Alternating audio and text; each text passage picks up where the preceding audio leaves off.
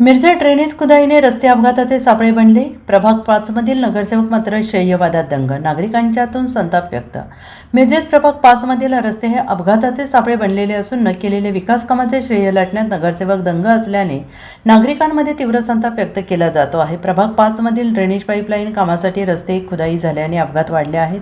ठेकेदारांनी रस्ते खोदून मुरुमऐवजी खड्ड्यात माती टाकली. पावसाने माती वाहून जाऊन रस्त्यावर मोठे खड्डे पडले आहेत. रोज या खड्ड्यांमुळे अपघात होत असून नगरसेवकांचा वरदहस्त असल्याने ठेकेदाराचे निकृष्ट दर्जाची कामे सुरू असल्याची चर्चा सुरू आहे. जवाहर चौक ते चांद कॉलनी या रस्त्यावर ड्रेनेज पाईप कामासाठी रस्त्यांची खुदाई झालेली आहे. पाईपलाईन झाल्यानंतर ठेकेदाराने मुरुम आणि खडी न टाकता माती टाकून खड्डे भरून घेतले.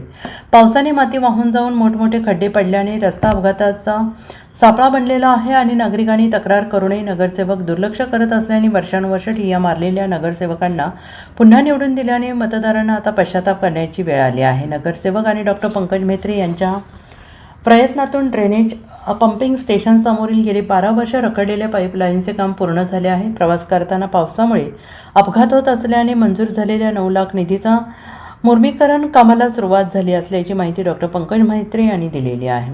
नमस्कार, मी डॉक्टर पंकज महादेव म्हेत्रे, नगरसेवक सांगली मिरज कुपवाड महानगरपालिका, जनसुराज्य शक्ती शहर जिल्हा अध्यक्ष.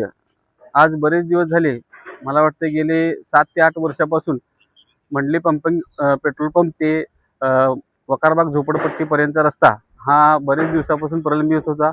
येथील नागरिकांना जाण्या येण्यास त्रास होत होता. बरं, येथील व्यावसायिकांचा पूर्ण व्यवसाय ठप्प पडला होता. आम्ही महापालिकेकडे पाठपुरावा करून जे मंडले पंपासमोरील ड्रेनेजचे काम होते चेंबरचे, ते आम्ही 15 दिवसामध्ये संपून घेतले. त्यानंतर आम्ही सार्वजनिक बांधकाम विभाग, आपले नंदीवाली साहेब असतील किंवा दुसरे आपले गोळवी साहेब असतील, त्यांच्याकडे आम्ही पाठपुरावा केला की मुर्मीकरणासाठी जो 9 लाखाचा फंड आहे तो मुर्मीकरण लवकरात लवकर चालू करून द्यावा. खासदार विशाल पाटील यांच्या माध्यमातून हा फंड मंजूर झाला होता.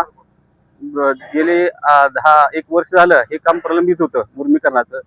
चेंबरचं काम पूर्ण झाल्यानंतर त्या कामाला आज सुरुवात होत आहे मुर्मीकरणाच्या. त्यामुळं येथील सर्व नागरिकांकडून समाधान व्यक्त होत आहे. एवढंच बोलतो आणि मी थांबतो. Bureau report SPN Marathi.